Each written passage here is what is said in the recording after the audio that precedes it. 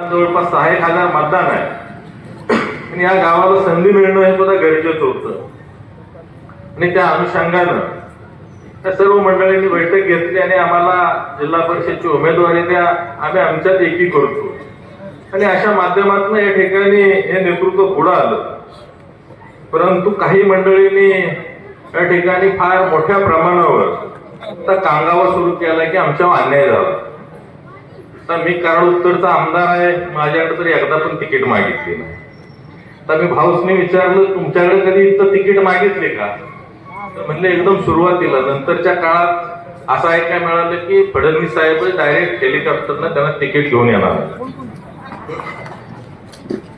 ही असली भाषा. आणि तुकारामजी नलवडे आहेत, ते माझ्याकडे एकदा आले, म्हटले विनाकारण आपल्या पक्षातल्या पक्षात कुठं धुसफूस नको.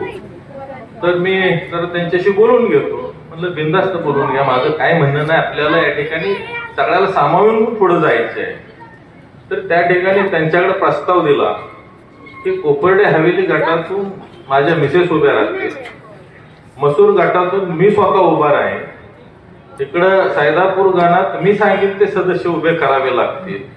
मग आता तुकारामला म्हणलं मी परत तिकडे कराड उत्तर मध्ये याची गरजच राहणार नाही.